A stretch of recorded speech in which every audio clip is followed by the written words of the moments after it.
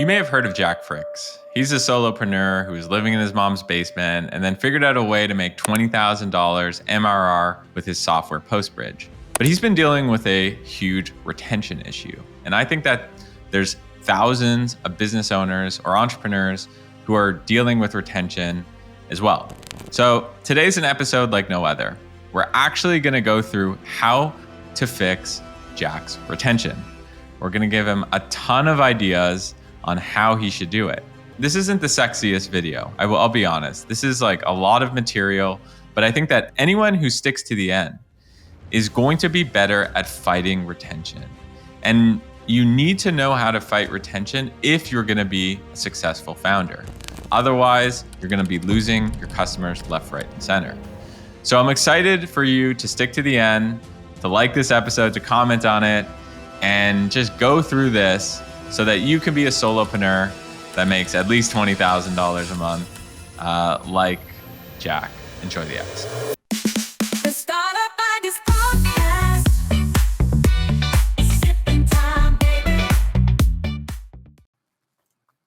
This has never been done before. I don't think on the history of the internet. I saw Gabe breaking down Jack's software, PostBridge. I think he's making $20,000 a month from his solopreneur software. And Jack's been dealing with a bit of a retention issue, a churn issue, and he's been fighting that good fight. And Gabe actually had some amazing advice on how to reduce churn.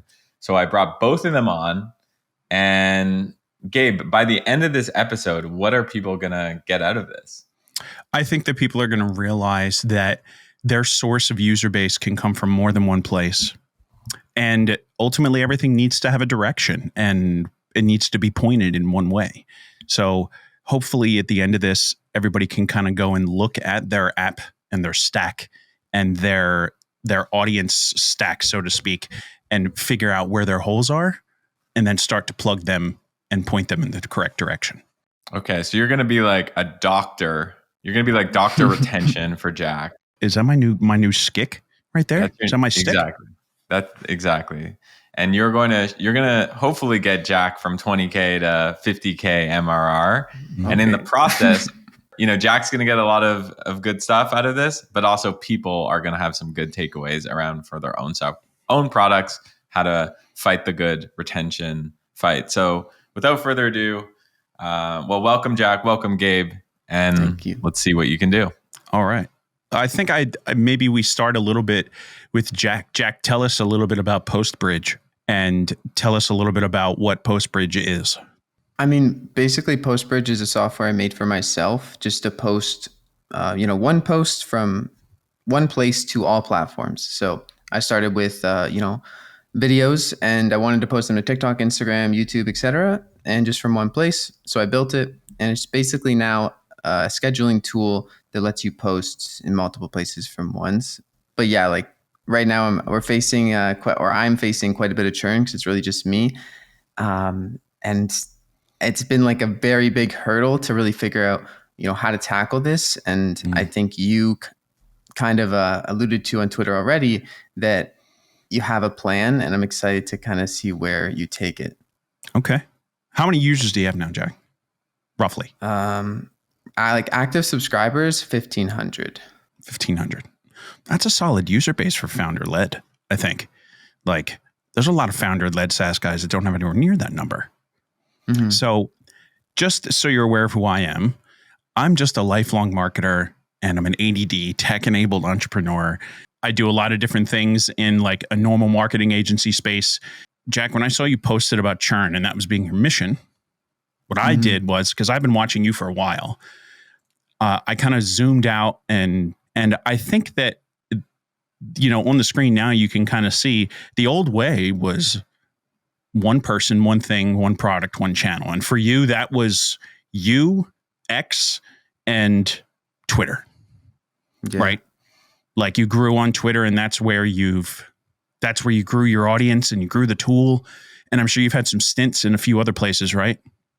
Mm-hmm. But now the new way is multiple connected people, meaning I think that you go from solving one person's problem and helping adjacent people to that original person or ICP solve their problems.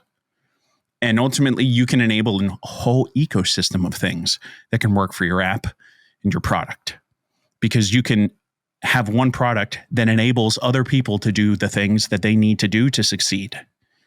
And we just need to build the stack of all the different points that are available to you to point them into PostBridge, and maybe adjust a little bit of positioning. As we kind of move down here, this is like, I think this is your OG image for your app, right? And this is kind of what I envision PostBridge is when I look at your current, how you have it currently positioned and kind of what it does. And like, I imagine that this is kind of like, this is probably pretty accurate in terms of positioning, right? You don't need to fight because PostBridge can schedule all your posts to all your different platforms very, very quickly. Right? Jack, I have a question. Like, what is the, raison d'etre, like the reason to exist for PostBridge? Because when I look at this, I'm like, well, doesn't that exist in other products? Like, why do people choose PostBridge? Mm-hmm. I mean, I think the main reason is really just like, well, one, the pricing. Like all the other social media schedulers, they cost absurd amounts considering the costs to run them are not that high. Like it is a SaaS, it is a software business. So I'm priced very, very fairly, like, 5 to 10x all of the other similar tools. And the second thing being that it's super simple. There's less features and that's intentional. It's like a light version, but that also means that, anyone can use it and they can share with their team and they don't have to get confused. They don't have to learn a whole new stack. They just go into the tool and it's like, okay, I click a few buttons and it just works. It's like the bare minimum and you pay for that too. You're saving in time and costs. And I think that's why people choose PostBridge mainly. Yeah. So I tweeted actually the other day, I said, pricing strategy is a moat. So by you coming in as being like the cheapest, I think there is some value in like positioning that somewhere. Like, what do you think, Gabe? Do you think that, more of that positioning might help with conversion, maybe retention, or maybe it hurts retention? What do you think? I think it hurts retention, believe it or not, especially now, because the gap to building something yourself is small. It's very small. But that's just within your immediate reach of people, Jack, like who you're exposed to. But I think that you're missing the larger piece of the audience you could be capturing. And I think that the low price point invites people who probably do what we call tool jumping. They try a little bit of everything and jump around on different things.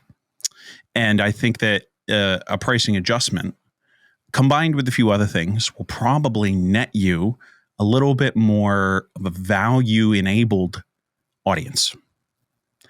And I think that, you can think about whatever app subscription you have, that are consumer-based. They're like $10 a month. They're super cheap, and people typically turn them on and off at will and don't commit to really using them. And that's because I don't think that value is instilled through the pricing and the messaging. So I think that's the biggest adjustment that we have here. Pricing, messaging, Gotcha. and then availability or capture of an additional ICP. Greg, what do you think? But then how does he stand out? Because if he's just going to increase prices and then he just becomes another one of those tools, like, how do you think about that? And that's what this part of this is going to be, is pulling that apart and putting more of Jack into the tool. And I think that that's really, really important. We got to put Jack in the tool, because right now Jack's got the idea. He's got the idea of what he wants in the tool, but he's not in the tool. He doesn't show up in it. So pricing is only one piece. The goal isn't to raise it to the roof. The goal is only to raise it with the value that it actually brings. And I think that's what we're going to get into. Okay. Yeah, I interrupted you. My bad. That's okay. That's okay. I mean, it is your pod. It is your podcast. I mean, if I can't interrupt you on my podcast, like, where can I interrupt you, Exactly. So, Jack, what is the thing that you're missing And I think you need data. I think you need data at scale because we need input and we need to structure it. And then we need to take action on it. And you've started that because you mentioned you're starting like user calls and like you've been interviewing users and past users. Yeah, I've had already, I think, 7 or 8 calls in the past 2 days, and they've been going. It's been eye-opening already. So I've been neglecting that for the last 8 months, and it's something that I need to catch up on for sure.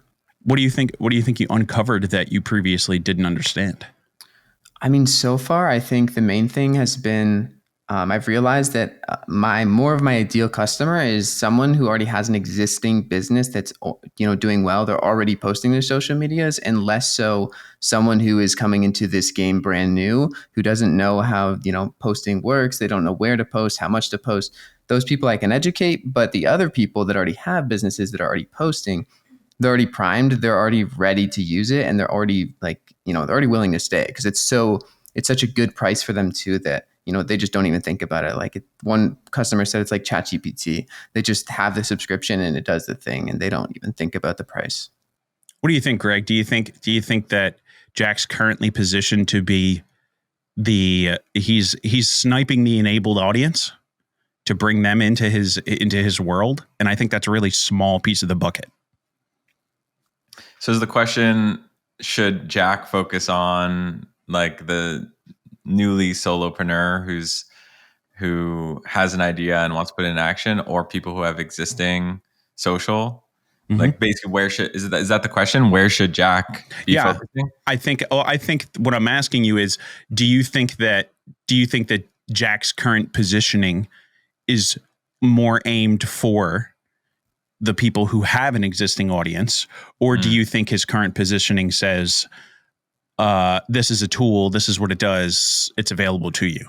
So to me, there's two positionings. There's like Jack's positioning, and then there's PostBridge positioning. And Jack is basically the top of the funnel, and PostBridge to me is like the middle of the funnel.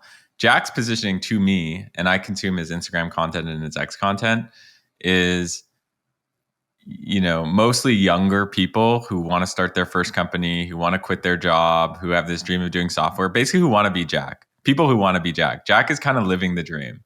Like 12 months ago, he was making like, I don't know, $1,000 MRR or something like that, living in his mom's basement. Now he's, look at him. He's in this like fancy apartment. He's got like fancy headphones and a fancy microphone, and he's got all these followers, and he's making $20,000 a month. Like people want to be Jack. Mm-hmm. So those people, that's okay. So that's the positioning of Jack, and then the positioning of PostBridge. Can you actually pull up PostBridge, like the website? Mm-hmm. Yeah, the positioning here. And Jack, I love you. I love you. I'm ready. I love you. And also my team just signed up to PostBridge yesterday. So like we're using the product. To me, it doesn't have a strong point of view. Like to me, when I read this, I'm like, okay, cool. I can schedule my content, everywhere in seconds. But like I've seen this before. I've seen this. The only like value add to me, if you scroll down, is it's not expensive, and then it's like, okay, no brainer. So it becomes like almost an impulse purchase. So I think for Jack, I think the question is, okay, what is Jack's content strategy? And then from a positioning of PostBridge, who's the ICP that that Jack wants to go after, and also is the greatest opportunity? And that's also, Jack might say like, what, the greatest opportunity is in people from switching from Hootsuite to PostBridge or Buffer to PostBridge. But I actually don't care about that audience. I'd rather build a $25,000, $50,000 a month, $100,000 a month business focused on solopreneurs. So that's actually a question for you, Jack. Like, yeah, who lights you up? Like, which audience lights you up? Is it the small to medium-sized business, or is it the next generation of Jacks? I mean, like I've never really thought of it that way, at least recently, because I've been doing user interviews, and like I see, there's a business and they're a very good customer, but I think when you ask it that way, I think the person who makes me excited is like building kind of for myself. But not just myself, like people who are where I was a year ago, right? Like, as you alluded to, I am kind of building for previous Jack in a sense. And I do think that's the most like interesting way to go. Although I still don't know if it's the right way to go. My take is there's big enough markets in both of those. The person who wants to be like Jack, who wants to be a solopreneur, who wants to like build something like this, that's one market. And then the other market around like small to medium sized businesses who are using a tool and getting them to switch. That it's all, the question is like, when you choose your market, you're kind of sealing your destiny a little bit. So it's an important way, you do kind of have to be very specific about who you're going after. And I think this is a mistake a lot of people make is they're kind of like, yeah, we can work with small businesses and we can also work with solopreneurs. Yeah. And that's tough. And when you do that, oftentimes you have a retention issue. Yeah, I agree. And I have two quick notes on that. I would be curious to know what's the retention from like the Jack cohort, like the wannabe Jack cohort, and what's the retention from the small to medium sized business, and is that different? That's one question. It's only something I've been able to collect data on in the last I've started collecting data for that, so I could know in the last 2 weeks. So really, I as Gabe kind of said earlier, I have no data or very little data to work with here. Yep. So it's a good question that I can't, if I survey them now. You could get it easily. How? And that's creating on next login, right? And I'm going to speak a little bit of dev-enabled speak right now. So Jack creates component inside the application that on next login until complete, you give them an onboarding data collection survey that just pops up and takes focus until they either complete it or they just can hit skip 100 times until they, get into the app. They can hit skip every time, or, when they reach the end of the multi-stage questionnaire, it could be 5 or 6 questions, one card per question, and then it slides to the next. And then once you finish it, you log the completion, and then it isn't force shown to them every time they open the app. And I think that's a very easy way for you to immediately collect information from your users, because the guys who are going to not want to do that will just hit skip a bajillion times. And the other ones will just be willing. And depending on how you position it, they'll probably be more willing, depending on how you ask in the message. We are asking our users because we want to make sure that we're delivering the most value possible. Right. And that's a great way to get a user to participate and say, oh, okay, this person wants to make the experience better for me as a user. So I'm definitely going to participate.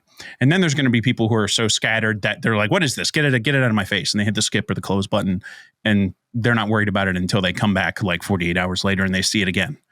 So it's just something that's easily skippable, and they can either click skip or close it.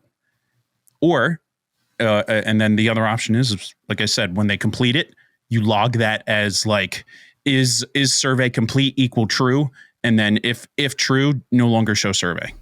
And I think that's a really easy way you can collect that data from your existing user base without having to inherently ask them for permission. What do you think, Greg? Yeah.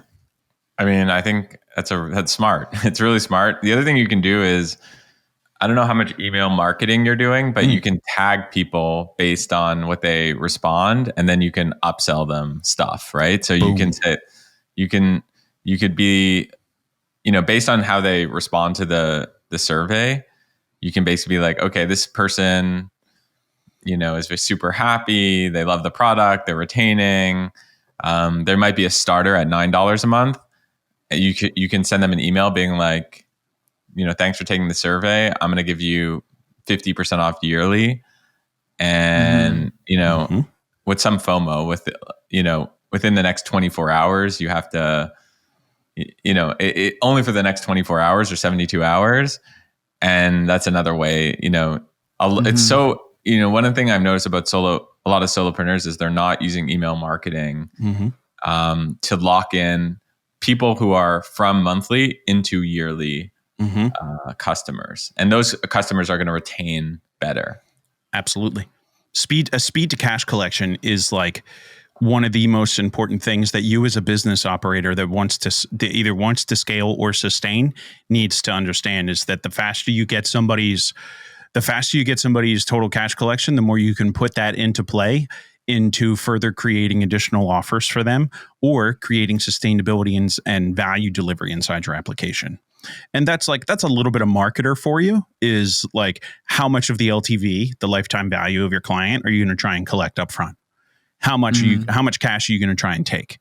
Right? Because the AOV is like $9 a month, and from each person. Okay, what if we could increase the AOV and measure the AOV on a yearly basis, and then you can build the funnel of people that come into your application as users based upon yearly acquisition instead of month-to-month acquisition. Then you can change the way you look at the data over a period of time. And that makes it way easier to see. And all of a sudden, the way you measure your churn goes down. Because you're positioning yourself because if you capture more of them at a yearly subscription on the front end of sign up, you position yourself from having to look at month-to-month churn. It should drop to it should flatline at that point if you make the value delivery big enough for yearly. I think that's something worth looking at here, because frankly, you've got both price points really well nailed. Jack, what's going through your mind right now? I mean, I'm just thinking, like, when I get off this, should I start drafting up my email flows better? What are you using for email marketing right now? Right now, I have I have a disconnected kind of flow from Flowdesk. So like someone comes and I have like a basic nurture that just sends to everybody, and then I also have like some activation emails sent out through like my own email, so like API. That's just like if they don't post, I send them an email. If they don't connect accounts in the first 3 days, I send them an email. Like just basically that. So you've got action-driven emails that are driving your first like week's worth of flows. Yeah. So that's great. Do you have a standard onboarding flow? Like every day they get an email for the first 7 days that teach them how to use the application? No, I have like 4 emails in my standard flow that are, I think one of them has a demo, but the rest are just like kind of tips and tricks. Okay. I think sometimes people need the help in understanding how they're supposed to use an application so that they can see the value. And now this is where Greg is going to say speed to value is also a way you can reduce monthly churn. How quickly are you getting the value to your user? And that's usually through product enablement. Would you say that, Greg? Yeah, I would. So I think about onboarding as there's 2 ways to do onboarding. Upfront onboarding, which is like you sign up to a product, maybe you get some emails being like, here's how to use the product on day 1. Here's how to use the product on day 3. Here's how to use the product on day 7. Or contextual onboarding, which is as you're using the product, it's kind of teaching you best practices. I am of the camp that contextual onboarding ultimately outperforms. Agreed. Upfront onboarding. So one thing to think about if I was Jack and I was trying to increase retention is throughout the product, if you can like litter in, and you're so good on video anyways, if you can litter in like, hey, I'm Jack, you're on the, like scroll up for a sec. You're on the, selecting account screen. Literally Loom style videos around like, okay, my number one tip would be this. My number one tip would be that. And just litter. It's honestly shocking how non-video websites are and software is when you think about it. Because the way people consume content, and software today is content, is videos. They want videos. They're on Instagram stories all day long. They're on TikTok all day long. Do you see the screen down here? Like, yep. You've got the little crisp icon here. Is that what this is? Or is this, okay, you got your help guy, right? So ultimately, like, this should be a picture of you going like this, pointing, right? Yeah. And because if you can get somebody to click on that, then you can teach them about what's on the screen. That's a great example of how that works. Also, the more Jack, I mean, well, it's a double-edged sword, and I'll explain why. But if there's more Jack on this software, people are less likely to churn, because then they're like, I don't want to, I love Jack. I don't want to like. He's so helpful. I'm not going to cancel on Jack. And I think there's this new wave of indie startups that people would rather support an indie startup and an indie founder over, a $250 million venture-backed founder, 100%, or team, or conglomerate, or Salesforce product, or whatever. So I think that I think that if there was more Jack on here, you would see retention go up. I also will say, though, if you sold the company, there's more key man risk if Jack is everywhere, right? Because let's say I come to you, we buy companies. So if I saw, just speaking honestly, if I saw like Jack everywhere on this product, I'd be like, okay, well, I'm going to need Jack to like update these videos. You know what I mean? So there's more risk, but there's some balance that you can do. And then maybe over time you can kind of like put members, maybe you would hire someone and maybe you have someone else's videos. It could even be AI and a mascot now. That's a big thing. Is like, is your mascot teaching them? Like you can do that with VO3 or whatever else. And maybe it's a picture of maybe it's like the Golden Gate Bridge as like a claymation or something. Who knows? Right. There's ways that you can minimize that risk for sure. So what do you think? We jump into the Excalidraw and start drilling down this list?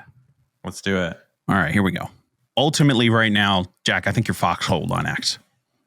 You're stuck on X. And that's there's 5 ways that I immediately see to show you how you can fix this.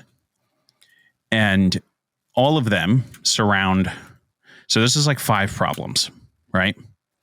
So the first one that I saw when I look at you and your current stack is that right now there's no community for PostBridge.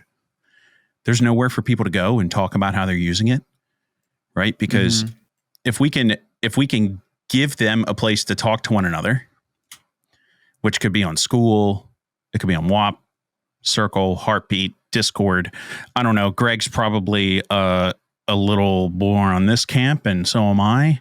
I'm in the whatever works camp, right? And that's the best way to do it. Is like, Jack, whatever you like. And whatever you think most of your users are going to be interested in, it's probably going to be like Discord. Like Discord. If I'm really honest. Right. And that makes sense, right? Because we can create a space for users to connect. You can build the ecosystem around the product. You're going to get more feedback, and you're going to get like people who are like totally willing to like show you where they found bugs so that you can fix them. And you're going to enable user value. And that's what like Startup Empire with Greg is fantastic at, is creating user value where they start to engage with one another and they value your product with your community because of the people around it. Right. And so this is more along the lines of the founder-led SaaS model, the founder-led community model. And it's a little bit more marketer-ish, but at the same time, you can build this around anything, because if you have something for sale, you sell it to more than one person, right? So ultimately, if more than one person buys it, hey, we've got a community that we can build. So this is like problem 1. Greg, do you want to add anything on this? I do. The mistake 99% of people make when they add a community is they think about themselves and they're like, yeah, I'm going to have a community and people are going to talk to each other. And that's why there's so many zombie communities out there. The important thing for you to consider, Jack, is what is the utility and outcome that people will get by joining this community? So I think that if there was a community that was people sharing formats that worked for them, and that's something you talk a lot about, on X and Instagram, that would be super value add for anyone. Like I would join that community. If I could be in a community of people being like, have you seen this format? Or, look at what, this creator did. I think that would be super valuable. And what I would do is I would include that as a perk to being and maybe this is how you're thinking about it, Gabe, as a perk to being a PostBridge customer. Like if you sign up to PostBridge, you get access to, say, the Discord, and like Jack, you have to be, managing a community is no joke. And I know you're spread really thin because you're one Jack. It's important that don't feel like you need to action all of this at once. Stages, please. Stages. Yeah. And like, by the way, the MVP of the community might be just like you start a WhatsApp group with, you know what I mean? With like 20 of your best customers, and then you like learn from there. But yeah, I think that the idea around, and this is, applicable to a lot of businesses, is like figure out what the utility is. What is the outcome? Add it as a perk to your plan. And if there's value, a lot of your churn will go down because people won't want to leave the community.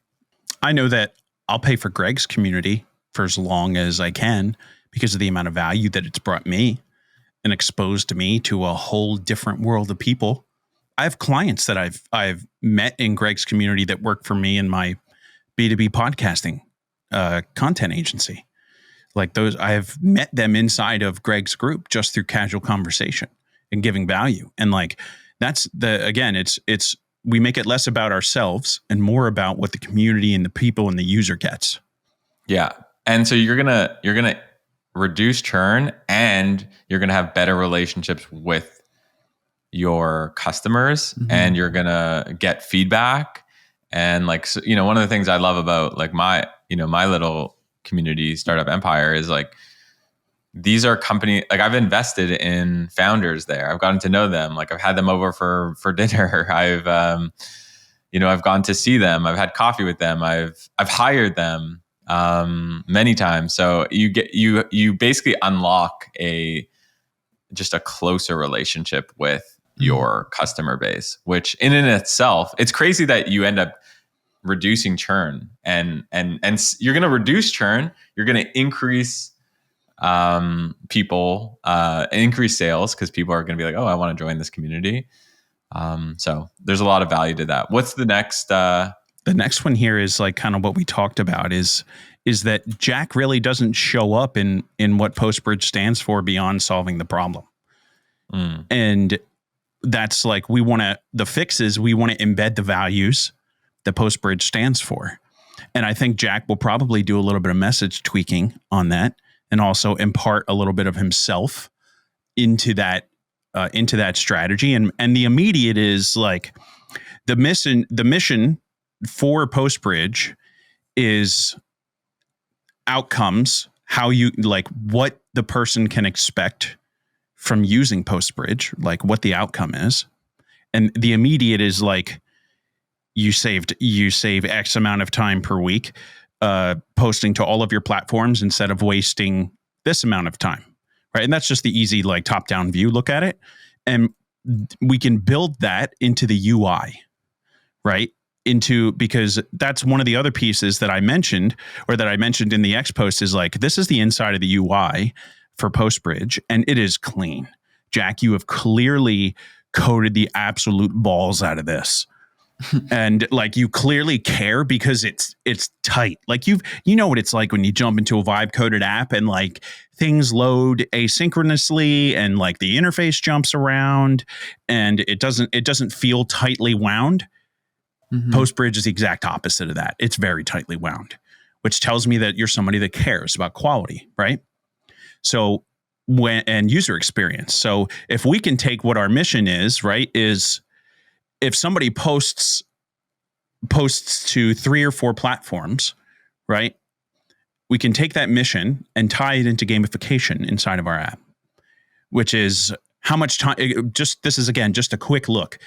Your gamification could be how much time people have saved, right? That could be the point stack and how the points add up. It's like, you've saved an hour this month, and you've saved 60 minutes, and 60 minutes equals 60 points. And like, you can create gamification, because that creates a deeper connection to the application, because that's just the human brain. The human brain likes to achieve, and the human itself likes to get rewards. Sometimes they don't even need to. That's why we have skins in games and like Counter-Strike and, you know, whatever other insane shooter game you like to play or people like to play. Like, you do something, you get an achievement, and then you begin to collect them. And like, there's all kinds of really interesting ways that you can do that. Through gamification and redemption of points converted into certain things and connected to the community. And then all of a sudden, your guys in the community are displaying how much time they've saved, right? Via like Discord tags and like status features via a Discord bot or a leaderboard, an interactive leaderboard, right? So we want to figure out what it is PostBridge stands for and connect to that through the experience. And I think that's going to be part of what you have, like what Greg said, like through the onboarding and then just through continued use of the application. Mm-hmm. Greg, I'd like to hear if you got something you want to add to that. I see you have Instacart open. Like, Instacart does a really good job at saying like you've saved some amount of hours, right? That's exactly why I have this open. Yeah. That's exactly why I have this open. And I have like 300 something hours, and it goes up every time I use it. Yeah.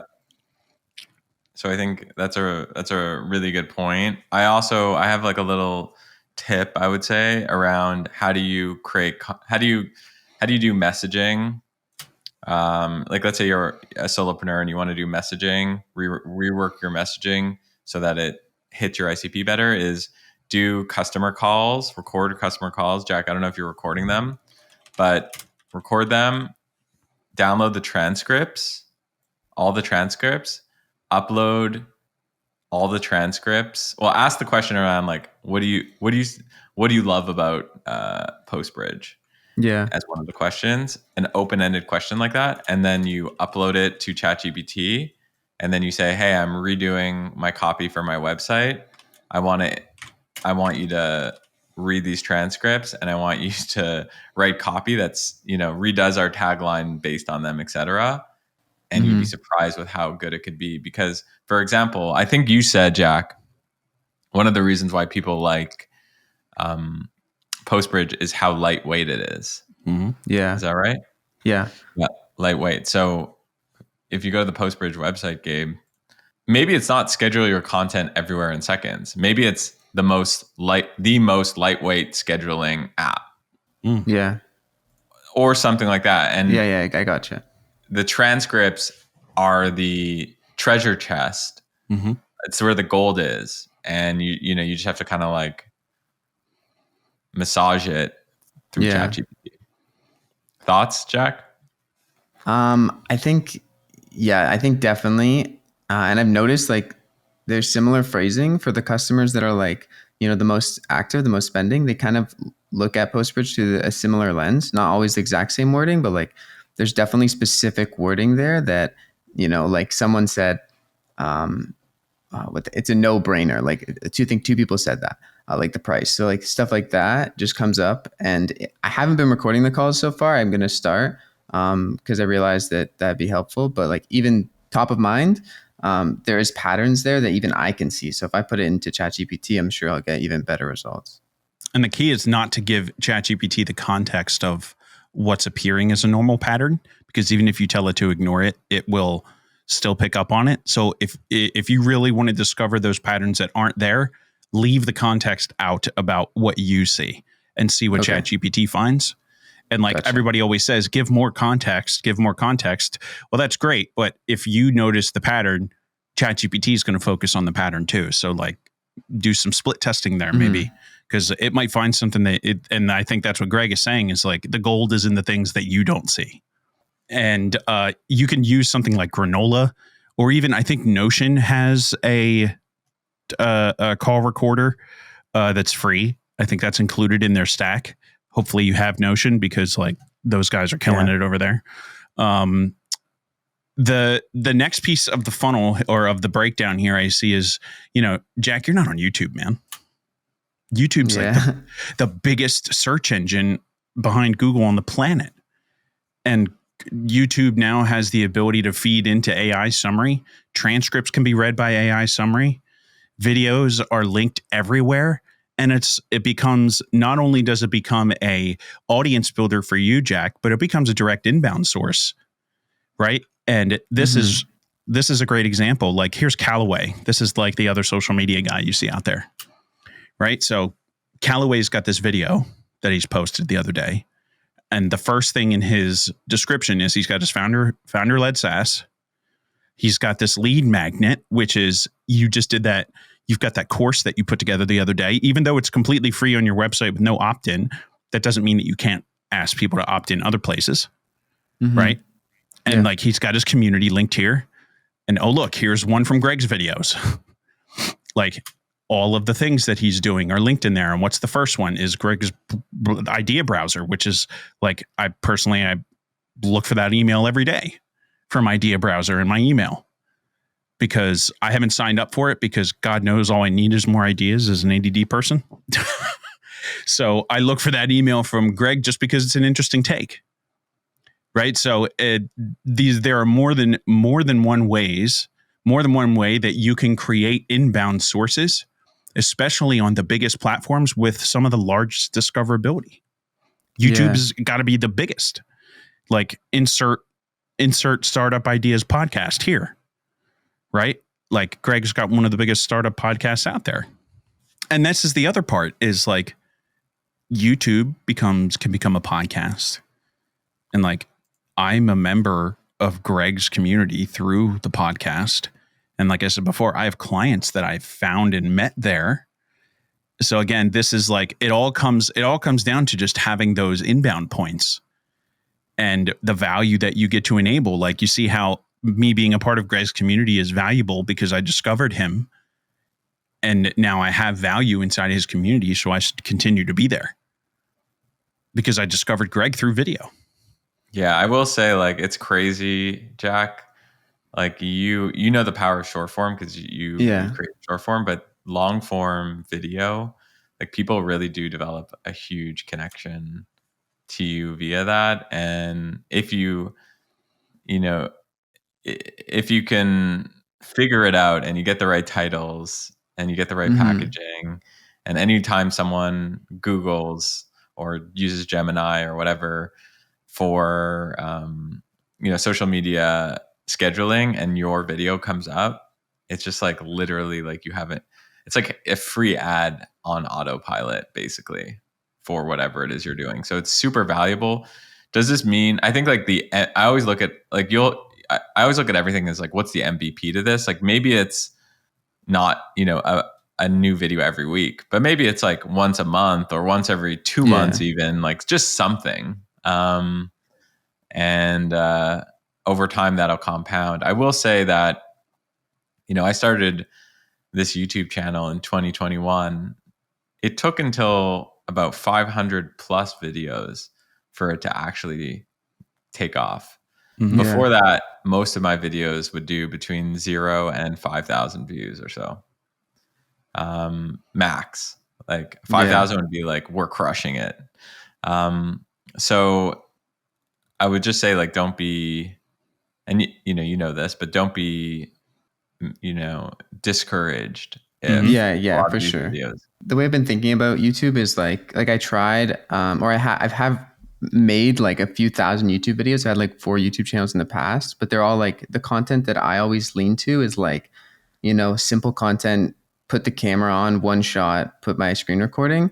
I'm not sure if, like, with the right packaging, maybe that could work for PostBridge too, or like, I'm overthinking it and I'm like, do I need these super high quality pieces of content? And like, that's where I get stuck. It's like, is what I'm going to be doing, the videos I'm going to be making, enough? Like, the long form content typically performs, pretty well if it's person to person based. And that's why, just talking to the camera works really well. And I don't think you're limited to one style of content. I think that as long as you measure, you can test what works and kill what doesn't.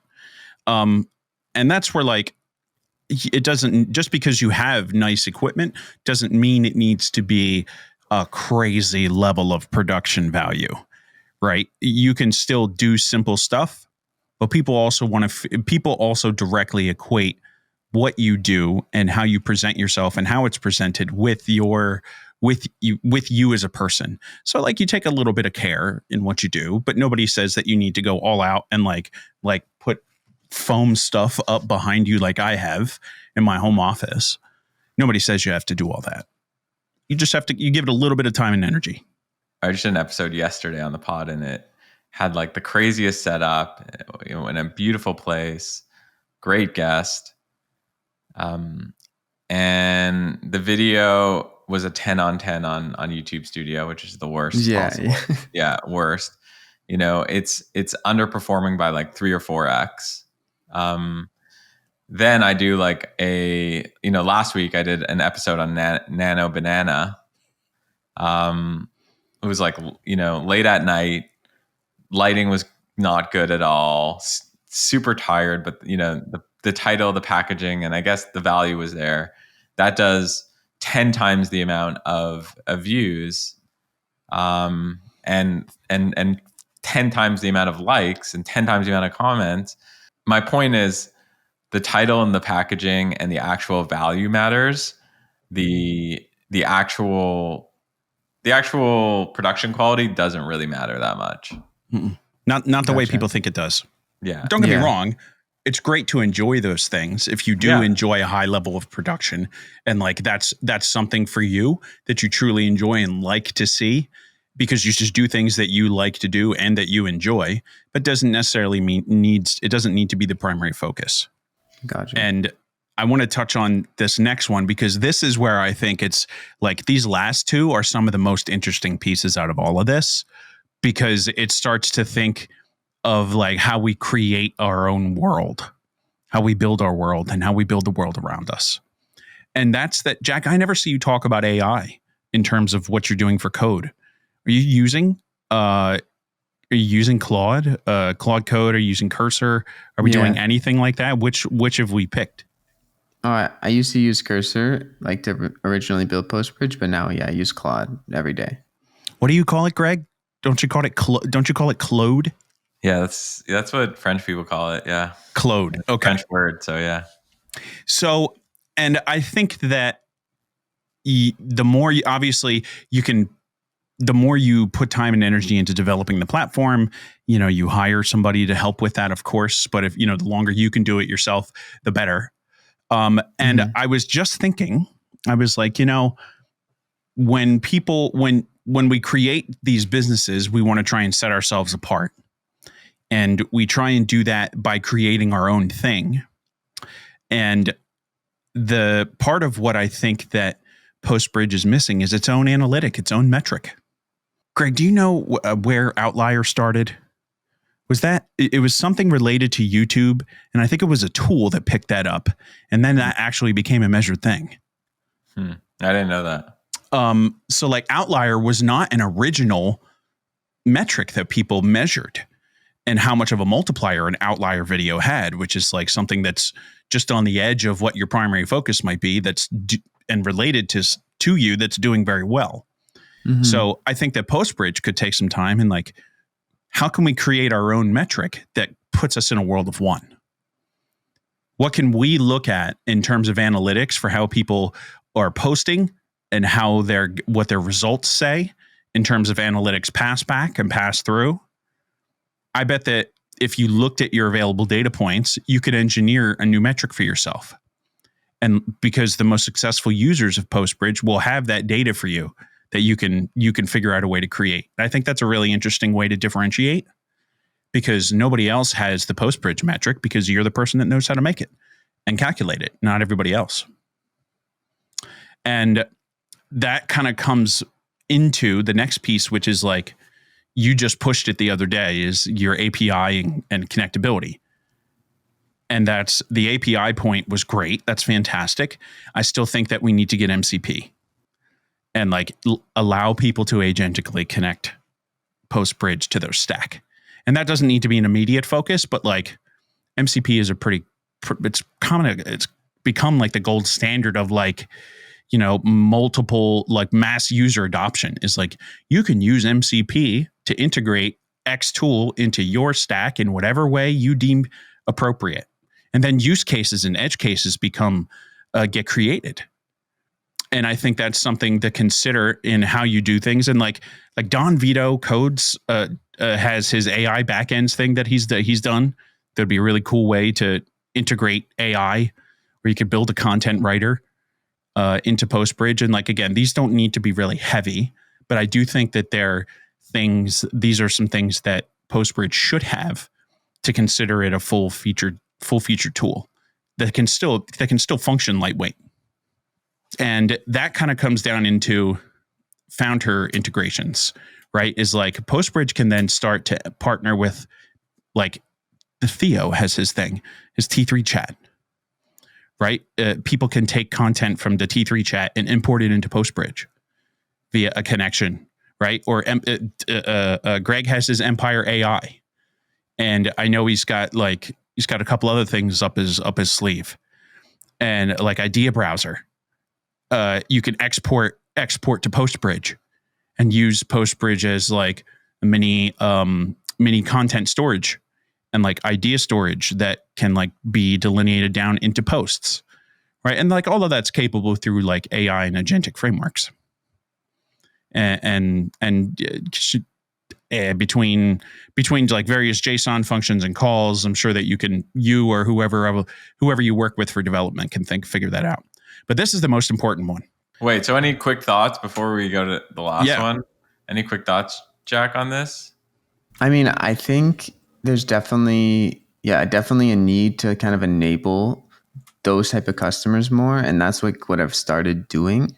But yeah, I'm definitely far off from making it to the end of the list where it's integrated with like other founders and I can get to the point where it's polished enough to be that useful, have an MCP. So I feel like I'm like maybe 20% there max. And it's something these are just ideas. Don't forget. This is just this is just an idea.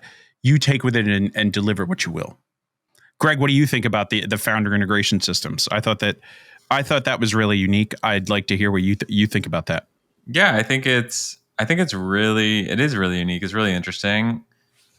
Being a founder in general is a game of priorities. If I had to pick one thing to focus on, as silly and as it sounds, like I feel like the create your own metric is so valuable. So, I mean, I invested in this company like 12 years ago or something. vidIQ. It's like it was a Chrome extension. You're invested in vidIQ? Mm-hmm. I didn't know that. Well, shoot. Take my money. I mean, that's just a disclosure. It's a disclosure. I mean, it was like, the tiniest check of all time. But the point is, like, what they did that was really smart is you download this Chrome extension and then you're on YouTube and you can see like this video is a 2.1x outlier. The Nano Banana video I did is a 5.3x versus the one I did in the studio, a 0.4x or whatever. So that vidIQ score and that outlier for creators, they're always like, I wouldn't use anything else because I'm used to those scores, I guess, now, and it means so much to me. So that it's such a good provocation, which is like, how do you create your own version of that, and how do you create a market of one? And I think that it's relatively easy to do from like an effort estimate perspective, and the value is huge. Yeah, that makes a lot of sense. What do you think about that? Are your gears turning for that? Create your own metric? Yeah, now I'm thinking of all the different things that I could take from even previous like companies. They've created their own metrics, and how could I kind of spin off of them? I feel like that's the easiest way to start. But also I know that a big part of that is, PostBridge right now is such a lightweight thing. It doesn't have analytics. Like that's something that's like top of my list and definitely would help with that metric. I think that's a solid observation. And I think the last piece here that I've got is, right now you kind of got you're pigeonholed on X in a small market. And I think that the next two expansions to find more people that would value that product, right? Because when a normal business Googles social media tool, like they end up in Hootsuite or Buffer or some other, B2B enterprise thing that's just like insane over the top. And I think that more normal businesses would largely benefit from using a multi-tool like yours. And I think that most of those people are probably present on LinkedIn. Yeah. Just regular business owners, not marketers or funnel guys. Cause like, don't get me wrong, they're there too. But just regular HVAC or plumbing businesses, local service businesses. There's a need for all of them to get on socials. And they also need, and like now SEO is coming to socials. Didn't I just see the other day that I think Google's added a new short form tab, like on their search results page, that SEO content is present in now. So like now you matter more than ever to them in being a part of their stack. And then the other point is just audience partnership. And this kind of ties into like founder integrations, but ultimately you can partner with anybody that has an audience and create some type of value for them, right? And this is like a little bit further off in the distance, is like you can allow those guys to come on board with their own framework, and they can only unlock that, their users can only unlock that framework through whatever user verification system they're using. It could be a member list, it could be a school list, it could be a Supabase, it could be Clerk, whatever tool they want to use. And like, obviously you get to this. This is just another idea of how you can still branch out and connect with like-minded other people that will value your tool, because this would allow you to create. You couldn't give it to free for community leaders, and it's an easy value lift for them to boost their communities or whatever it is they're doing, and it creates a new inbound source for you. And if you systemize that, that's another way to increase value for other people. And I think Greg will probably agree with this, is like, if you can help somebody stack value into whatever their offer is, ultimately they're more willing to do business with you because you enable them to enable you. Yeah, 100%. There's only one thing I disagree with here, which is scroll back to expand market. My take here is, I mean, how many daily active users are on X? Like, I don't know, 100 some odd million, hundreds of millions. Mm-hmm. I think that, Jack, you said you're at like 1,500 customers, something like that. Yeah. And the average customer pays you, I don't know, around $15 a month.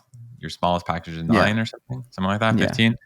So I think that you can 10x on X, no problem, if you find the right positioning and the right content formats. So if you can 10x and you're doing 20K now, so you can get to 200K, that's $2.4 million ARR. Could you sell that for 4x? Like, probably pretty easily. So then all of a sudden you've created a $10 million asset and you own 100% of it. It's pretty insane. So I think that if I'm you, like, could you expand the market and like go to LinkedIn and do stuff like that? Like, yeah, you could, but I just believe that on X alone, you can get to 10x. So we're thinking double down on X and just widen the ICP on X. Yeah, I think it's there, especially. And I saw Nikita Beer, head of product of X, posted yesterday that they're doubling down on smaller niche accounts. Yeah. I saw that. Yeah. So I think that I like that. Yeah, it's good. It's good, right? So it's an opportunity to tap into other niches and potentially collaborate with, go and collaborate with like a boring business person, or, do a live with an HVAC person or a real estate person, or so. I think that, because of how big social platforms are getting now, like, you can just really focus on one and then I think that you know, focusing on one is important. That's my take. Which is kind of ironic considering that PostBridge posts like everywhere. It is ironic, but I think like once you've proven to yourself, like, okay, my churn is you know, maybe sub 7% or whatever it is. You know, I've got churn under control. I've got activation under control. That now it's like, okay, I can go and move to other social platforms. It's a luxury to actually move to other social platforms. Mm-hmm. Well, you think about it, the luxury part makes a lot of sense because you have to learn how to communicate with that audience, and like you have to learn that style because it's different on every platform. And that kind of brings us down here, Jack, is to like ultimately you need the data, right? And you need more information from more people. And Greg kind of hinted at this earlier, is like the first one is like newsletter. You need to grow that massively. The newsletter audience as an inbound funnel tool is huge, and that can come from anywhere. You can run traffic to a newsletter. You can run lead magnets. You can run YouTube, all of your socials, all of your community. And ultimately that turns into data, because the more you interact with people, the more data you can collect. Data is the gold. There's, especially for somebody who wants to learn about one type of person so deeply that nobody else can understand that level of depth in them. I think you're going to be that guy. You're going to be the guy that understands solo founders and founder-led SaaS guys more than anybody else, because I believe that you're going to grow to be one of the best people that they connect with. And growing the newsletter is going to be huge for that. Mm-hmm. Because essentially the goal is like, is there people there? Insert newsletter link. Cool. Like that's like, if you're somewhere where there's people and they're consuming your content, newsletter link is immediately there. The reason I say that data is going to be the most important is because data tells the future. And if you know the data and how it reacts inside of your stack, you can determine whether data is actually what you're doing is problem solving or causing mission drift. And mission drift is what I kind of see where what you're doing right now could result in mission drift, like all of the picking any one of these things in the stack, right? That we're talking about, or it can result in problem solving. Mission drift is when you pull away from whatever your core focus is, and you pull away from what that mission is, because bad data, in terms of like, if you bring on mission drift and you start getting mission drift, you end up with bad data quality, low levels of execution, bad strategy. You're not consistent, and all of those things directly influence the level of profit that you get, that you extract from your stack, and significantly increases the amount of BS that you have to deal with. And like, that's kind of the opposite of what a founder-led business should be, right? Is like, we don't want to deal with BS. We want to minimize that, because the more BS you deal with, don't get me wrong, there's positives in BS and learning experiences, but I don't think anybody wants to optimize to deal with more, right?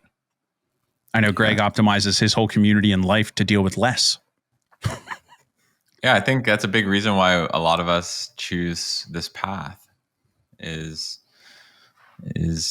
you know, we want a dream life, you know? So we don't want a life that runs us. We want to run it. I like that. And this is just what it looks like when you get it right.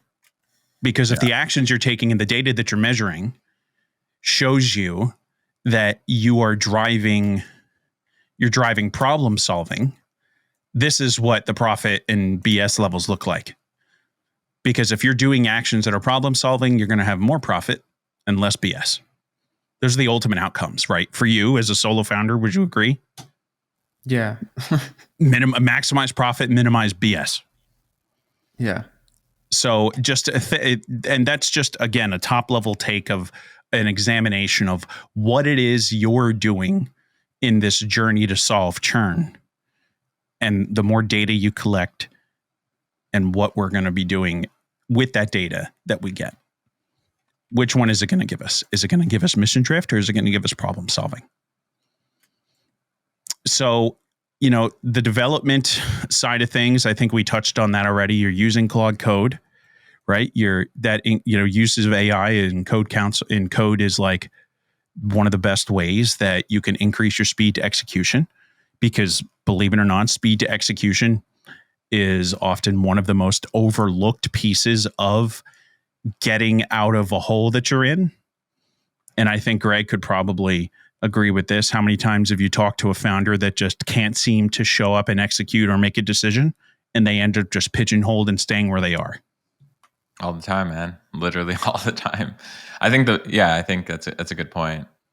So the last piece is, Jack, do you have a council of people that you count on that you talk to? I mean, like, mostly I talk to like people on Twitter and DMs, like just very like nice people who have, obviously been there before. There's like a few people who've been on Greg's pod, even Cody. Cody's a monster. That dude is. Yeah.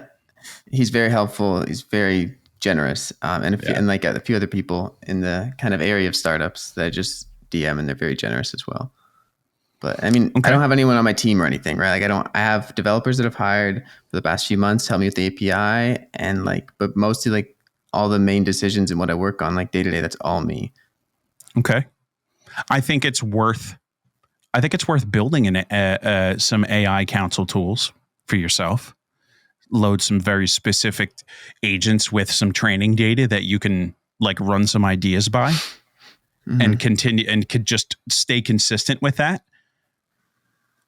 Because ultimately, the more information, and like ultimately as this grows, you're going to have the ability to grow ideas. You're going to have a lot of data. You're going to be able to do some split testing, right? And all of that grows into one thing, and that is that we stop running on X virality, right? Because that's what it's been up until right now, right? Yeah.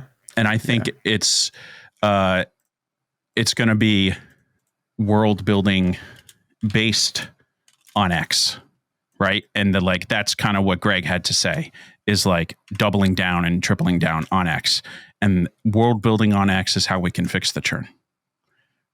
Old world building. What does world building mean?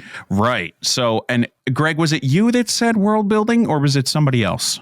I mean, I've written a lot about world building. I'd love to hear you help delineate that down for Jack. How I define world building might not be like how you're thinking about world building, but I believe that, I think I wrote a post, world building is the new web design. And to me, it's like, if you're building a business, you're trying not to just build like a utility that does a thing, but you're trying to build this whole world around it. Like, who's your ICP? How do they come in? How do they interact with it? What are the different touch points? How do they feel from using it? And the same way that like you walk into a really well-designed retail world, or you walk into like Disney World. Apple's a great example. Apple or Disney World. Like, Apple, you walk into an Apple store. I remember the first time I walked into an Apple store. I think everyone remembers the first time they walked into an Apple store, and it felt like, wow, this is not like, Best Buy. This is like its own experience. And it's not just from the moment you walk into it, but it's from all of Apple's ads and their product and stuff like that. So I think the world, what is Jack and PostBridge's world? And what does that mean? And how do you design the product, design the ads, design the social posts so that people feel like this is a world I want to be in and I never want to leave, because that's going to help ultimately fix the churn. Greg, dropping the sauce. Well, if someone, the 1% of people who landed into the end at this hour plus, will be the longest podcast I have ever done. This is the boring stuff that actually helps people. Like, change their business. This is going to be the 100x outlier for Greg. Watch, the one that's like expected to be the least possible one is just going to be like possible. I don't think so, because I think that people don't like to eat their vegetables. Ooh. But Jack, I don't know. How's this session been for you? I have like a lot to chew on. I feel like when you post the pod, I'll have to even look back on it, just because there's so much like good ideas that I could start on today. It's almost overwhelming where to start. I have my existing set of priorities, and obviously need to merge it with that. So there's lots of things that I mostly need to process down. What's the one thing you took away from this that you weren't expecting? I mean, I feel like before I came on, I like kind of knew what I was supposed to do, but now I feel like that was wrong. Shattered. I'm more or less pumped, like to keep figuring stuff out one by one. I am overwhelmed a bit, but in a good way. Like I feel like there's so much to do, and like it's fun. Like it's things that I get to solve and things that I get to do. I love that. I wish more founders approached it like that, and a lot of them don't. And I think that's what makes you unique, Jack, is that you look forward to the challenge and you show up for it. And most founders don't, because I think of what Greg said. They don't like to eat their vegetables. Jack, thank you for being the subject of being roasted by Gabe. We appreciate that. And I look forward to seeing churn go down. Gabe, thank you for being generous with your sauce and taking the time to help Jack. Absolutely. And I just hope that, people learned 1, 2, 3 things, got their creative juices flowing. I'll include links to PostBridge, Jack's social, Gabe's social in the show notes, where you can follow them for more of this. And I hope to, I should end this by saying, please let me know if we should do this again with someone else. Jack's got to get to work, and we'll definitely have him back on the pod. But it would be cool to see who else should we do this for? Who else should we examine under a microscope and try to help them? So thank you all, and I'll catch you later.